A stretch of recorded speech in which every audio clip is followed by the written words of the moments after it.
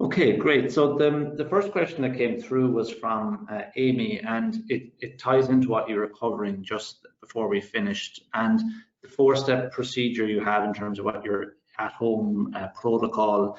She had questions around the timing for each of those, and I know you have very distinct recommendations around timing. So if you can go through those just step by step and kind of, I suppose, give us an understanding of how much leeway there is either side to go over or under the timing that you recommend. Sure, and there are caveats and details, and I don't want to spend the entire question time on it, but basically one begins with the idea of the first mouth rinse is used for a minute, and this mouth rinse, it's called closis, and it turns to oxygen in the mouth. It takes 30 seconds to actually react with your saliva and turn to oxygen. It goes down the pockets, and if you have these periodontal pathogens under the gum level, the way it goes down and then it turns to oxygen will create this higher oxygen environment, which is the opposite of what these anaerobic pathogens like. So this is how we get rid of anaerobic pathogens. And if you're struggling with periodontal disease, this is a mouth rinse that's absolutely essential, and you have to do it for a minute, and you need to do it before you brush your teeth or do anything else because it needs to react with your saliva. Now, it's not the way it tells you to use it on the current day bottle or label on this packaging. So if you're going to dive into this system using the products I currently have, you really need to learn how to do this. And I have a booklet on my Dr. Ellie website that would be helpful to you. Saying that's cast in stone. I won't let anyone change that first rinse. But I think Amy was interested in maybe how long for the other rinses. Mm-hmm. And that kind of depends on where you are with your mouth health. One of the things I learned as I went along was that people who've lost their biofilm will find using, I recommend Listerine to wash the toothpaste off your teeth. And if you've lost your biofilm, you'll find this Listerine quite aggressive, and it will be uncomfortable for your mouth, maybe your tongue or your cheeks, they'll kind of feel like they're burning. Don't struggle with it, spit it out. And then you finish up with the ACT mouth rinse, which is almost like a moisturizer for our mouth. And that will quench this burning straight away. But I don't want you to be in pain, and I don't want you to be struggling. I'm a happy dentist. I'm not suggesting that you should struggle at all. So when you get to the Listerine step, basically you do it for as long as is comfortable, but no more than 45 seconds. I mean, don't try and be heroic here. But if it's only a second or two, you'll know that your mouth isn't healthy, that something has damaged the biofilm in your mouth, that you better get moving. Maybe you do need supplements, the nitric oxide supplements to help you. Maybe you do need to look at the kind of vegetables you're eating and maybe include more salad type vegetables or beets a couple of times a day in addition. It would be a real indication that something's off key with your biofilm. So there is leeway with these other rinses, mainly depending on how bad your mouth health actually is at that moment when you start using my system. And it's exciting because as you go along, people actually text me sometimes. They're now at 40 seconds. They were able to go longer with the Listerine as their mouth health improved. I would have to tell you that oral health is dynamic. And when stress comes, or there's a catastrophe, or living here in Texas right now, out of the blue, we had this crazy storm. I'm sure that stress in some people has created, they can't rinse as long with the Listerine. Their mouth health has changed, and they'll notice it even in this short sort of period of time. So be aware, there's always this dynamic forward and back. It's almost like a dance we play with our mouth. And we just have to keep protecting it and helping it, and then we see the results. So 1 minute for the closest is the answer to that, and then the other parts of the program need to be adjusted to be comfortable. And if you like more details, I go into that in some detail on my video boot camp. All these little caveats that make my complete mouth care system more effective and more comfortable for you. Great. And one last question from Amy then was, it's something we've talked about before around tongue scraping, and her question is it okay to do tongue scraping to remove the remnants of the fluoride from her tongue as the final stage? I'm not a big fan of mechanical anything. I think that a tongue scraper seems kind of like a vicious instrument to me. I prefer, if you want to do anything, just pick up your brush one more time and just quickly dust over the top of your tongue with your toothbrush. I know the concern people have with ingesting fluoride, and I understand that, and I commiserate with it. But on the other hand, this amount of fluoride is so dilute, and it's a quick rinse that you can use if you really feel, and spit it out as many times as you like. But if you feel you're even more comfortable to quickly brush over the surface of your tongue to get it off your tongue, I think that's perfectly fine. Yeah. Okay, great. And then another question that came in over email beforehand was around xylitol, and it was a question from Beverly asking, she said that she's issues with blood pressure related to xylitol, and do you have a substitute that you might recommend if she can't use that? No, I don't, and I have never heard xylitol impact blood pressure. The only way I can assume, you see, our bodies make xylitol. Our body is familiar with xylitol. Xylitol is hygroscopic. So in a sense, if you're eating too much xylitol, it can create this hygroscopic effect in your intestine, which means, and hygroscopic is that it pulls water to itself. This would mean that in your intestine, if you suddenly eat, several teaspoons of xylitol, say you put it in your coffee or you baked it in cookies, because it does behave just like sugar. You can use it in every way that you use sugar. Mm-hmm. And some people who are diabetic do use xylitol in this way. If you were eating and consuming a lot of a large bolus of xylitol, I can see that it could potentially dehydrate slightly your body, which could change blood pressure, I suppose. Mm-hmm. My advice would be just to drink a little more liquid. If you were wanting, as a diabetic, to consume it, before giving up the xylitol, I would drink more fluids. But in the form of, and I don't talk a lot about consuming xylitol in that way. I want to be clear. I stay in my field of oral health suggesting a gram, or even if you're concerned about a gram, you could achieve good results with a half gram mint. 1 mint is half a gram of xylitol after everything you eat and drink, and you would see a positive response. And that amount of xylitol, if you did that 10 times a day, you had 5 grams of xylitol split up 10 times a day as a half gram, I cannot imagine that would affect your blood pressure. Okay. I cannot imagine how that could possibly be. What xylitol does in your digestive tract is it breaks down, it's seen, not only does it behave as a prebiotic feeding the good bacteria in your mouth, but it feeds the good bacteria in your digestive tract, and then it breaks down as these bacteria in our digestion break down xylitol, it forms a short chain fatty acid called butyrate. And I'm sure many of the practitioners on this call are familiar with the benefits of butyrate for digestive health. It actually is kind of a moisturizer for the digestive tract, and highly recommended for people who are suffering from irritable bowel syndrome or leaky gut. It can be a big asset to have a little butyrate. So it's one of the things I feel comfortable to recommend. I just feel people with leaky gut or people who are concerned about consuming xylitol, just go really slowly and use the mints rather than teaspoons, which are harder to, do the small amount. And if that's too much, then I guess I would say do 1 mint 3 times a day and start there. And then if that seems to be okay, then build slowly from there. That's how I would go about it. There is no other product like xylitol. There is nothing else. Don't get confused or think erythritol or any other product comes close. This is an amazing sugar that works so well in every direction. I can't recommend anything to take its place.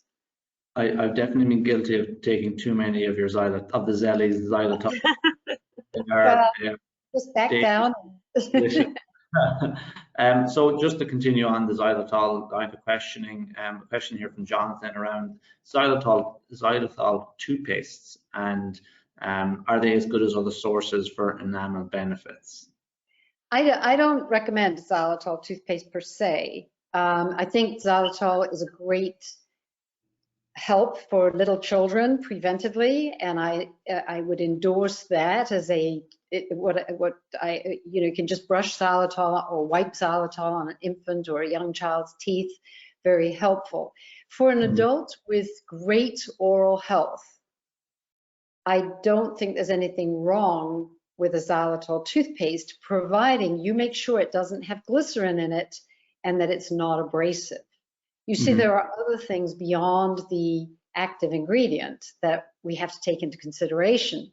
And I have never yet made a xylitol toothpaste because I haven't been able to make one well enough to bring the attributes that I'm looking for.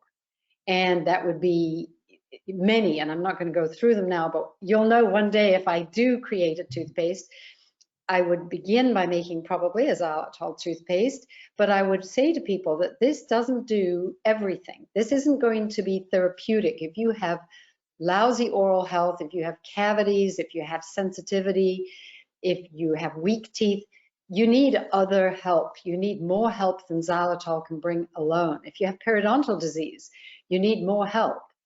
And don't start trying to substitute other things. If you're going to use my complete mouth care system, you have to do it with the products I recommend because they interact with one another. They protect, the toothpaste protects from the next rinse and so on. They weave together. They're integral with each other. But again, if you are looking for a toothpaste for your child, or you are a young adult or a young man, but men particularly have alkaline saliva. That's why I say young man. So often they have far better oral health than women simply because of the hormone changes that women have to deal with, and that affects their mouth. When you're pregnant, your mouth is acidic for 9 months. That's horrendous for your mouth. You need all the help you can get. And I wouldn't recommend for that person pregnant with an acidic mouth that xylitol toothpaste would be adequate. It's not going to operate the same way as using the mints at the end of meals. A mint at the end of meals does different things. It stimulates a flow of alkaline saliva into your mouth. Alkaline saliva, that saliva is the most healing, promoting of oral health liquid we could even imagine. If you've got sensitive teeth, nothing's going to heal your teeth as well as your own saliva, your own stimulated alkaline saliva. And what most people do is they just don't give their mouth enough time to interact with their saliva. They sip water or they nibble things, and all of that interrupts. It dilutes the saliva, it thins it, it takes away its supersaturated concentration, and you're hurting yourself. Eat, drink, have some Xellies, have some xylitol, and then give your mouth a break. Stop eating, stop drinking. Just let your teeth be and interact with your own saliva. That's the way you'll heal your mouth. That's the way you'll whiten your teeth. That's the way you'll get rid of sensitivity. Okay, thanks. Another question from Jonathan, and was just related to if there's been studies done of the oral microbiome of people with dentures and how it might differ or how they might, take different steps under protocol. They're really, the studies actually on biofilm. I was looking today about some things online. I could not believe how out of date all the information is, and I don't think there's anyone very excited to study biofilm in the mouth. This is one of my concerns. I've given webinars and I've done podcasts for dental podcasts with high-ranking dental officials who laugh at the idea that I would suggest you may not want to have a dental cleaning if you have a healthy mouth, because you may not want to strip healthy biofilm from your teeth. And they laugh at me because the whole profession is designed around a different view of biofilm. It's staggering to me that before implants are done, there wouldn't be testing of your mouth to make sure that you don't have periodontal pathogens at high levels. Why would you put an implant or a bone graft or anything in somebody's mouth until that mouth is healthy? I don't understand it. Since the 1970s, if a patient came to me, the first thing we did before we even made a treatment plan was to evaluate the mouth. I would give instructions and suggestions like these to improve mouth health. And then the patient would come back in 3 months, hopefully improved, vastly improved. Maybe cavities would have reversed, maybe their periodontal problems would have improved. And only at that point would we then evaluate what still needs to get done. And do we wait another 3 or 6 months before doing the work? Once you have a healthy mouth, doing a filling is it's much more likely that that filling will last for the rest of that person's life because it will be built on solid, strong enamel. I just don't understand why treatment would ever get done in a mouth that isn't as healthy as it could possibly be. Fair. That would be the answer. I would say the closest would be a great rinse for somebody with dentures. I would also recommend, brushing the denture with the toothpaste that I recommend, and then washing it off, and then maybe brushing it with some Listerine. So you're treating it in a similar way, trying to make the mouth clean. And for older folk, the closest, this mouth rinse would be very helpful. And don't forget xylitol, because the biofilm of our mouth interacts with the biofilm of our noses. I would also recommend anyone who has inkling that their nasal or sinus passages are not in perfect health, consider xylitol nasal spray in addition to taking care of the biofilm of their mouth with my regimen. For me, with COVID going on now, I use a xylitol nasal spray at the end of using my complete mouth care system. It's kind of it's the last step. I do the fluoride rinse, and then I spray the xylitol nasal spray. And I feel that that's giving me the maximum help to the biofilm of my nose, my mouth, and it is all connected. So they do communicate with each other, these bacteria. They're incredibly clever. And I think if we keep our nasal passages and our mouth healthy, tell me how a bacteria that we don't want is going to get in. Masks are useful, but our own really sort of bulletproof shield is the biofilm in our noses, our sinuses, and our mouth. And I suppose on a similar line then, someone's asking about, the alternatives to a peroxide-based teeth whitening, assuming that's, bad for you. What would you recommend when it comes to teeth whitening as if someone was committed to doing it? Right. I have 2 books that are out there right now, mentioned in the last slide, my Kiss Your Dentist Goodbye and Mouth Care Comes Clean. Kiss Your Dentist Goodbye, I think I have a whole big chapter on whitening, and it really hasn't changed. I've been mad about tooth whitening for many years because it doesn't explain to patients their options. Teeth don't have a color. Teeth are translucent. Teeth are coated with enamel crystals, which are basically glass crystals that are interspersed with water. And it is the different interface between the water and these crystals. These crystals often span the whole length of the enamel, and they reflect light from these crystals. When the light hits a tooth, how it is reflected is a consequence of the smoothness of the outside surface of your teeth, and the thicker and the more sort of consistent your biofilm, the more it will gleam and shine. And then the crystals inside this biofilm and the underneath and the outside surface of your teeth, the density of the minerals and the growth of these enamel crystals, how that's occurred, will change the refractive indices and change how your tooth appears when light shines on it. This is how healthy teeth have always, probably why people are attracted to a white smile. It's a smile of health. That would be nature's kind of come on, I'm a healthy person. You want to interact with me. We're sort of grossed out by dark stained teeth. And maybe that's nature telling us that something's wrong with that person, that mouth. And so if you do have darkening teeth, think about it. And I would suggest 2 years on my complete mouth care system would strengthen your teeth. And if you're giving your teeth adequate time in between meals to remineralize, you should notice a change in the color of your teeth. I don't know if I have time tonight to just tell you a quick story of a 70-year-old man who actually was a boyfriend of my mother's after my father died.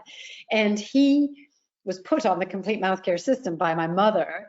And for 10 years, he didn't have the opportunity to get back to his dentist.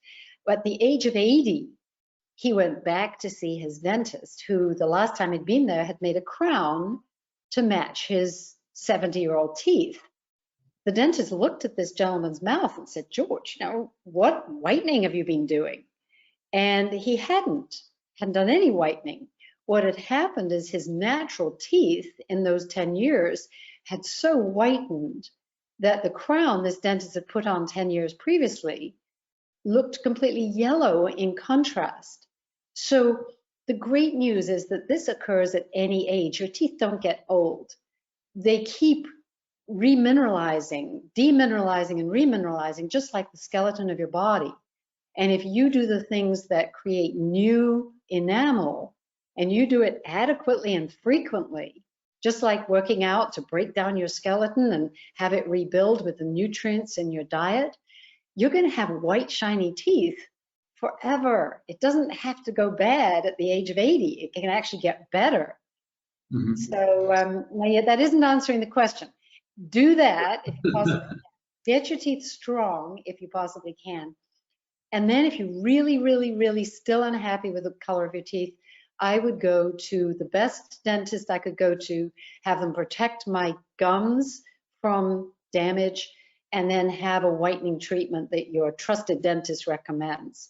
And then try to re-strengthen your teeth, try to get on a program that supports and sustains that white color by the things that I recommend, by keeping your teeth healthy and strong. You may not have to do that again. It may be a one-time. My daughter did it for her wedding against her mother's wishes. It damaged her teeth. I'll tell you this, she ended up almost having a cavity because of it. But because teeth are dynamic, she was able to reverse the cavity. Cavity never happened. And she does have the most beautiful, white, shiny, healthy teeth now.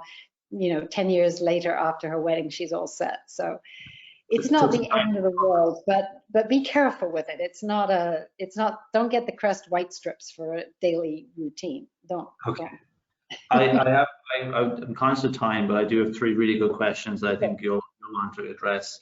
The first one is related to one of your suggestions there, and understanding that your recommendations are maybe not aligned with some traditional dentists. How would you, if you felt someone had to go to a dentist, how would you recommend them finding one, assuming they're not based close to you? Where would you send them, or how would you recommend they go find a dentist? Well, I'm retired, so I'm not looking for patients. I teach what I can to help you guys, because I would find a trusted dentist. I would not go to a chain necessarily, a big box chain, unless there was a very good reason, because today young dentists are trained to fit into the model of the practice that has a routine. You get sent for cleaning. Why do you have a cleaning if you don't need one? You get sent for x-rays, mainly because the insurance pays for x-rays. Do you need an x-ray? That should be evaluated. I want you to have personalized care from a dentist who cares about you, and you ask him, do I need a cleaning? I went to somebody actually the other day, a dentist in Austin, just to talk about a crown, and I asked, do I need a cleaning? And he was so honest and said, no, Ellie, you don't. He didn't ask me how long it's been. It's actually been 40 years since my last cleaning. But you can go in, and if you've got a good dentist, they're not looking for the money from a cleaning. They'll be fine to tell you, honestly, you really don't need one. And pushing out, I just want you to be evaluated. I'm not suggesting you don't go near a dentist, but you want somebody who'll work with you, who'll coach you, who'll support you. So you really don't want somebody who's burdened by a lot of student debt or is working for a practice where they monitor how much they do work-wise each day. And I think you have to sort of take recommendations from friends and people you trust. It's hard right now. I wish it was easier. And then the second one was, it came up here, I knew you'd want to answer, is what do you recommend, or is there a brand of floss you recommend? Yeah, right. Well, the first thing I'm going to tell you, do a Google search for toxicity in floss.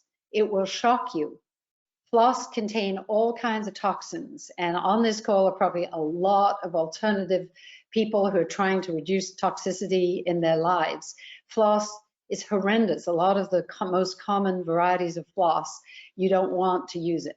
The second thing I want to tell you about floss is that if you have gum disease, you have such a high risk of pushing periodontal pathogens into your bloodstream. A bacteremia occurs very easily when there's pressure near harmful bacteria. And I mean, some of you remember the era when antibiotics were given before people went for cleaning at the dentist. This obviously is the same thing. A bacteremia is our concern. Our concern are harmful bacteria getting into the bloodstream. And I believe that floss is a vehicle that can do that. I have never recommended floss a single day in my professional career, ever. I don't use it. I know if food gets stuck, yes, that's different. I'm not flossing to change the ecology of my mouth, which is pointless. You've got food stuck, you may just remove it with some floss, but be really careful. And I recommend, if you're going to floss, or you're going to feel horribly guilty if you don't floss, do it at the toothpaste stage of your routines. If you're on my complete mouth care system, you'll use the closest first. You'll be brushing with the toothpaste, and then you would floss. So as you floss, you will be moving the toothpaste between your teeth. And I feel that that will have, given you some protection, and that hopefully people on my system will have found out that they don't have periodontal pathogens. And that test, that oral DNA test, is really, if you're going to be a flosser, I think you should do that test first and make sure that you don't have periodontal pathogens if you're going to be flossing. It's not the answer you expected, but that's that's how it is. So the last one, and it's one of the large parts of the presentation, is around the oral DNA, and there's a range of different questions on it, but I suppose the main two I would say are looking at, is there threshold levels that you're looking at for the various components of oral DNA, and then if someone would like to get it for themselves or their patients, how they would go about doing that. Sure. Well, as far as getting it, to do with patients, I'll let Donna, I'll connect Donna so that she's, connected for you. If there are individuals on this course and they're interested, they can contact me through my email address there, or through email, and I can arrange for the test to be sent to their homes anywhere in the country, and then the results will come back to them. So you don't have to come to an office or go to an office any longer to have this test done. And health practitioners are certainly welcome to do this test. It used to be only dentists who were allowed to do the testing, but it opened up, and it's opened up some more now through COVID. So, it's not a COVID test, it's a particular oral DNA test. And if you're a practitioner, if you'd like to learn more, we could do something to explain how to do this test. I'm happy to make a very short video and send it to you so you'll know what this test is for your patients. When you do this test and you find these 11 pathogens, you're really looking at levels. You're not looking at the individual pathogens, even though the individual pathogens are terrifying. If you read about, for example, Treponema denticola, this is a pathogen that can get into your brain, and it's a spirochete, and it's a terrifying thing, and I don't want my patients to be terrified. So one of the things when I do this test is I try to explain to patients, these are called opportunistic pathogens. Don't please get worked up because they're in your mouth. If we looked at all the things creeping and crawling around our bodies and in our digestive tract, we wouldn't feel good. So don't take it too far. What we want to look at is the picture of the bar graph, the levels, and the levels compared with the thresholds. The company that do this testing have done lots and lots of studies. They really have done a great job of articulating where the levels need to be. And they're different for each kind of bacteria. And that's why I love the picture that this test gives us. It draws the line, and as long as you're under that line, you don't have to worry. You don't have to be concerned. And the thing I found is that I've never had to be concerned with any of my patients, because once they start using my complete mouth care system, there's never been a patient I've had to send for dental treatment. I mean, I guess only tonight in saying this to you do I really understand what that means. That means there hasn't been a person I haven't been able to help get their levels under control with the use of my complete mouth care system. As you saw, for patients who are very unhealthy, it took us longer, and it wasn't a very sustainable result because she didn't stay on the system. I would have loved to have given that lady nitric oxide supplementation because I believe it would have helped her and encouraged her and got those levels down quicker. She was sort of tired after 24 weeks of fighting not to have had a better result.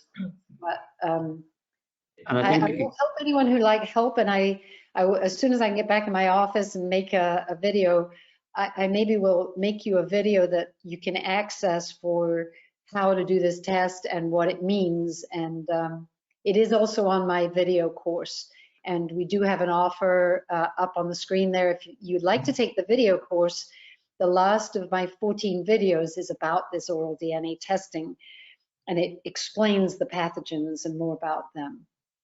Great. I can send that out. I can send that out tomorrow to everyone as well, so they don't have to worry about writing it down.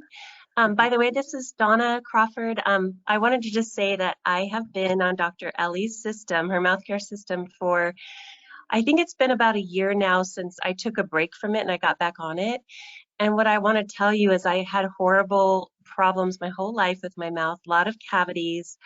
I think I had 13 amalgams removed in my 40s. I just had a terrible mouth. And so after doing her system for weeks or months, I could feel the difference in the comfort level in my mouth and the way I don't use floss except to remove food like she suggests. All the things she shared with me has changed my mouth. I don't get cleanings anymore. I feel really, really good when I do her system. And I just wanted to say thank you so much because it really does work. And I really appreciate all you're sharing with us. So thank you. Well, I've been blessed to know it for myself. I say by this stage, otherwise, who knows? I might have had questions by now. It's a scary thought, and it's a blessing, and it's such a blessing to share. And I know a lot of the practitioners on the call are from the world of holistic thoughts, and I just encourage you to consider, when you look at the products I recommend, don't be too narrow in your view. What they're doing is more important. They are stimulating natural repair of teeth. The products themselves are not doing anything. They are preparing the teeth to accept minerals, to develop healthy biofilm, and then it is that, and even the xylitol is stimulating saliva flow. It is your mouth that is healing itself. These are just tools that I happen to have discovered work. Mm-hmm. They happen to do this job, and I don't know any other way to do it. Any other way. That's what's so extraordinary. Fantastic. Okay, well, I want to just, we have more questions, but what I'll do is I'll circulate them to you, and I'm sure a lot of it is already answered in your course, and you're good enough to give a 50% discount for that. So, you know, people, if you can follow up, you'll follow up, and if there's an email that they can reach out to, what's the best email to send something to? I think Ellie ELLIE at drellie.com is usually the best one to reach me. Okay. So it's Ellie at, and then there's no period, it's just drellie.com.